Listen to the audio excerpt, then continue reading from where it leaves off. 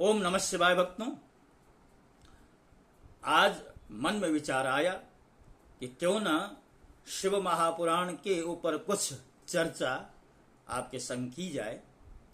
तो शिव महापुराण के अंतर्गत आने वाली जो रुद्र संहिता है उसका जो चतुर्थ खंड है जिसे कुमार खंड कहा जाता है, तो उसका जो प्रथम अध्याय है आपके समक्ष में प्रस्तुत करने जा रहा हूं। आरंभ में भगवान शंकर जी की वंदना की गई है मंगलाचरण के निमित्त, और यहाँ पर कहा गया है वंदना करने से जिनका मन प्रसन्न हो जाता है, जिन्हें प्रेम अत्यंत प्रिय है और जो सबको प्रेम प्रदान करने वाले हैं, स्वयं पूर्ण हैं और दूसरों की अभिलाषा को भी पूर्ण करते हैं, संपूर्ण संसिद्धि ऐश्वर्य के एकमात्र स्वामी हैं, ऐसे भगवान शंकर जी की हम वंदना करते हैं जो हम सबके कल्याण कारक बने।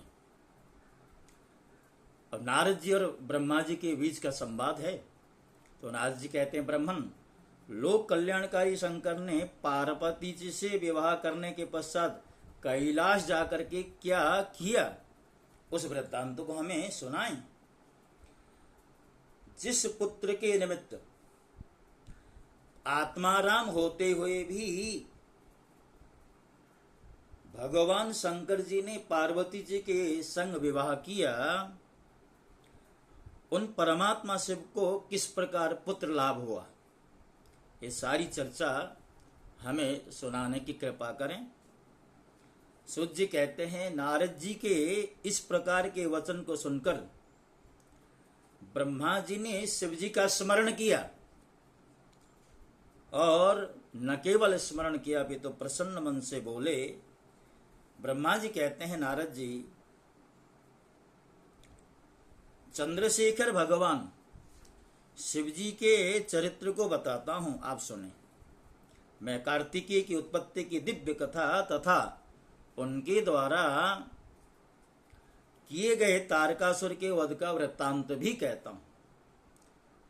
मैं जिस कथा को कह रहा हूं उसे सुनिए। वह कथा समस्त पापों को विनष्ट करने वाली है और पाप से जब निवृत्ति होती है तब जाकर के पुण्य उपार्जित होता है।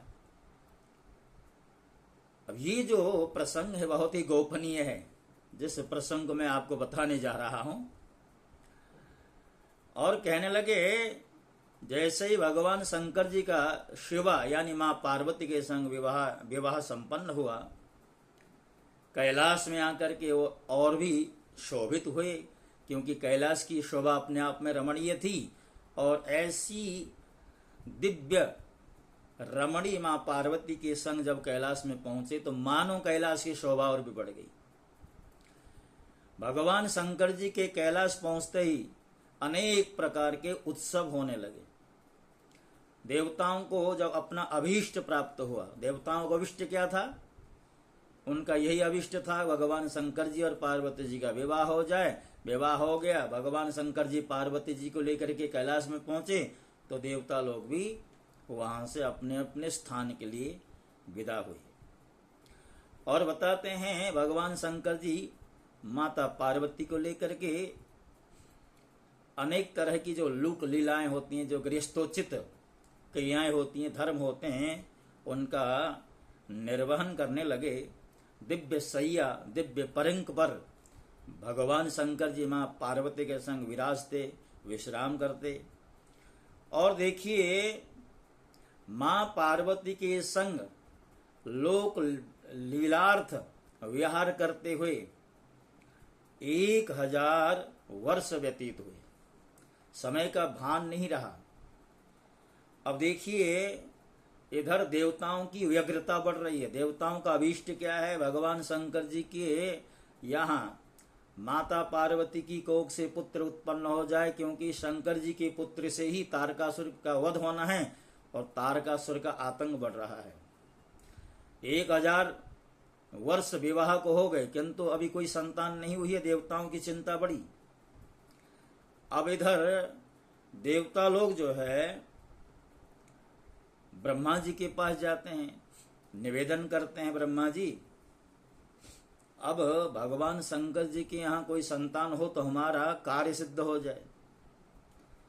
अब इधर ब्रह्मा जी देवताओं के संग भगवान नारायण के पास पहुंचे और चर्चा करी कि अब अधिक विलंब नहीं होना चाहिए, यानी शंकर जी को पुत्र की उत्पत्ति करनी चाहिए। अब यहां पर 1000 वर्ष व्यतीत हो ही चुके हैं। अब यहां भगवान नारायण बोले, हे जगत के विधाता ब्रह्मा जी, चिंता करने की आवश्यकता नहीं है, हम सबको भगवान शंकर जी की शरण में जाना चाहिए। और जो लोग भगवान शंकर जी की शरण में जाते हैं उनके समस्त ताप निवृत्त हो जाते हैं, भय से निवृत्ति प्राप्त होती है। तो अब यहां पर उनकी शंकर भगवान की प्रार्थना की जाए, किंतु भगवान शंकर जी जो विहार कर रहे हैं माता पार्वती के संग, अगर उस विहार में विक्षेप हो गया तो बहुत अनर्थ हो जाएगा। अब भगवान शंकर जी के उस विहार को भग्न करने में यानी तोड़ने में कौन समर्थ हो सकता है, विक्षेप करने में कौन समर्थ हो सकता है। जो रति को भंग करता है, अर्थात स्त्री पुरुष के बीच में संबंध हो रहा हो और उस रति भंग को जो कर देता है, रति को भंग कर देता है, जन्मांतर में स्त्री तथा पुत्र से वह वियोग उसे प्राप्त होता है।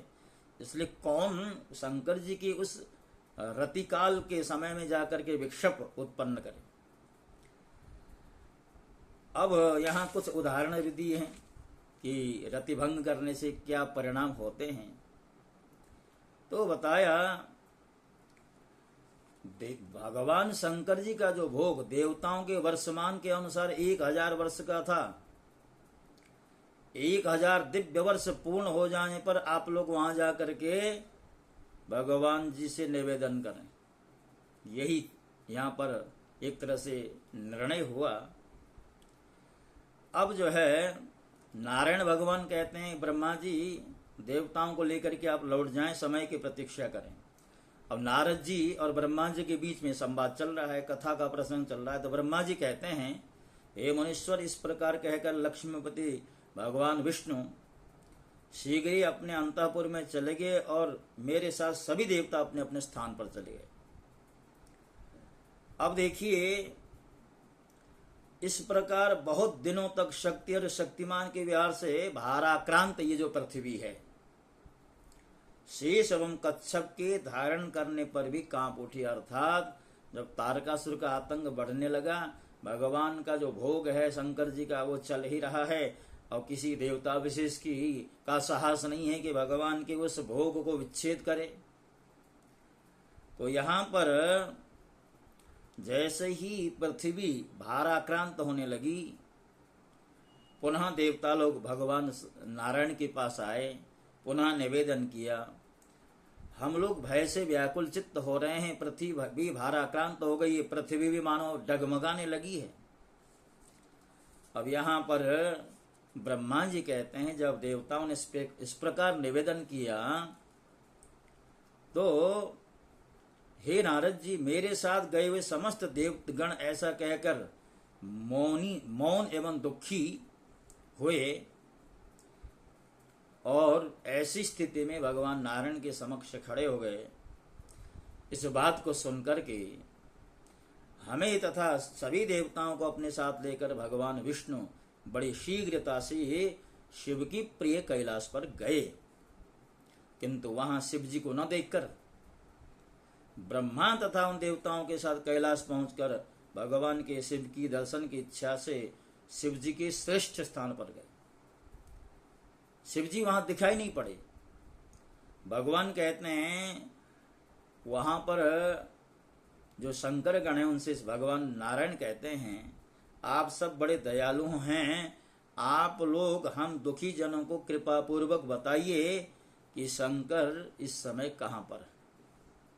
ब्रह्मा जी कहते हैं कि देवताओं के सहित भगवान विष्णु की बात सुनकर शंकर जी के उन गणों ने प्रीति पूर्वक लक्ष्मीपति विष्णु से कहा, शिवगण बोले, हे हरे, जो संपूर्ण वृत्तांत है ब्रह्मा और देवताओं के साथ, उसे आप सुनिए।